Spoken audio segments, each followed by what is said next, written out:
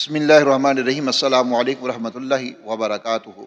उम्मीद है आप सब अहबाब खैरियत से होंगे। मेरी दुआ यह है कि अल्लाह रब्बुल इज़्ज़त आपकी तमाम हाजात और ज़रूरियात को अपने ख़ज़ानों से पूरा फ़रमाए और मुझे और आपको, हम सबको बार बार अपने घर की रसूलुल्लाह सल्लल्लाहु अलैहि वसल्लम की मस्जिद और आपके रोज़े अक़दस की बाअदब और मकबूल हाज़िरी नसीब फ़रमाए। आमीन या रब्बल आलमीन। अगर आप उम्रा के लिए जाना चाहते हैं तो बहुत सारे हमारे व्यूअर्स जो हैं वो पूछते हैं कि जी आपका ऑफ़िस कहाँ है? तो मैं ऐसा काम नहीं कर रहा, यानी मेरी कोई ट्रैवल एजेंसी नहीं है या मैं कोई ऑफ़िस मैंने नहीं बना रखा। अलबत्ता मैं 2 नंबर आपको दे सकता हूँ, आप इनके साथ राब्ता कर सकते हैं।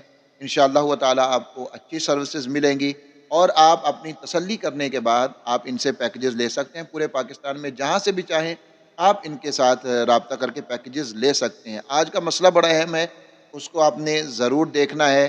पहले मैं आपको वो 2 नंबर बता देता हूँ, फिर हम उस मसला के ऊपर जाते हैं। हमारी बहन ने सवाल किया था, तो उस सवाल का जवाब मैं अर्ज़ किए दूँगा। एक तो ये एमएम ट्रैवल्स एंड टूर्स हैं, ये सियालकोट से हैं। तो आप इनका जो है वो राब्ता नंबर देख लें, तो इस नंबर के ऊपर आप राब्ता करके इनके साथ जा सकते हैं, पैकेजेज़ ले सकते हैं। लेकिन आप अपनी तसल्ली ज़रूर करें। तो आपके ज़हन में हो, आप उस हवाले से अच्छी तरह तसल्ली करें और फिर इनसे आप पैकेज ले सकते हैं। मेरा अगर रेफ़रेंस देंगे तो इंशाअल्लाह आपके साथ मज़ीद प्यार भी हो जाएगा और मैं हल्फ़िया तौर के ऊपर ये बात कर सकता हूँ, मेरा किसी तरह का भी इनके साथ कोई भी कमीशन वगैरह का चक्कर नहीं है।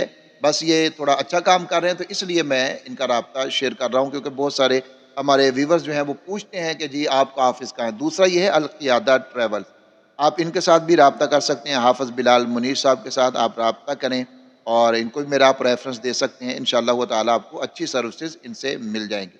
अच्छा, सवाल ये है, उन्होंने सवाल ये किया, पहले भी इन्होंने सवाल किए थे और उनके जवाब में मैंने वीडियोज़ बनाई थी और मैंने बता दिया था, काफ़ी लोगों की रहनुमाई भी हुई।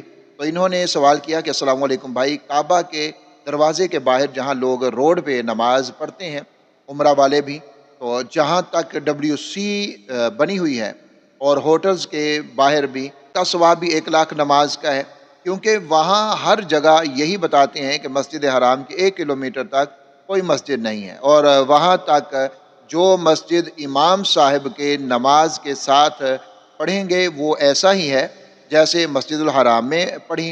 वल्लाहु आलम। आपसे गुजारिश है कि दुआओं में ज़रूर याद रखिएगा। इंशाअल्लाह ताला मेरी बहुत सारी दुआएं हैं आपके लिए भी और सभी के लिए। अल्लाह रब्बुल इज़्ज़त सब की हाजात को पूरा फ़रमाए, सब की ज़रूरियात को पूरा फ़रमाए। अल्लाह रब्बुल इज़्ज़त सब के ऊपर अपना फ़ज़ल, अपना करम फ़रमाए। इनका जो सवाल है वो ये है कि हम मस्जिदुल हराम में जाते हैं, जब उम्रा के लिए जाते हैं, तो हमें जो सवाब हदीस के अंदर मालूम हुआ कि मस्जिद हराम में नमाज़ पढ़ने का 1 लाख नमाज़ पढ़ने का सवाब है दूसरी जगहों के ऊपर। हम पाकिस्तान में, इंडिया में, बांग्लादेश में या कहीं भी दुनिया के कोने में नमाज़ पढ़ते हैं, तो वहाँ की नमाज़ और मस्जिदुल हराम की नमाज़, इन दोनों में जो फ़र्क है वो 1 लाख का फ़र्क है।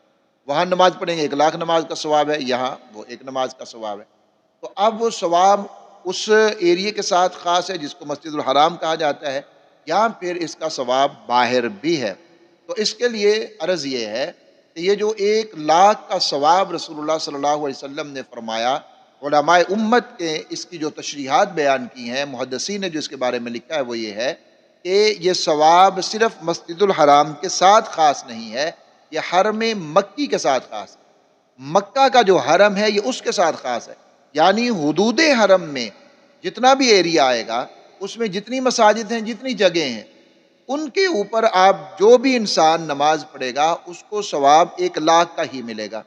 इसलिए आपने देखा होगा कि सऊदी वजारत हज उम्रा जो है, उसकी तरफ से जब वहाँ पर बहुत ज़्यादा क्राउड होता है, रश बढ़ जाता है दिनों में, जैसा कि रबीउल अव्वल में बहुत ज़्यादा हो जाता है, रमज़ानुल मुबारक में बहुत ज़्यादा हो जाता है, तो उनकी तरफ से बाकायदा ये बात नशर की जाती है कि याद रखिए कि नमाज का जो सवाब मस्जिद हराम में है, वही सवाब दूसरी मसाजिद में भी है जो हदूद हरम के अंदर मौजूद है।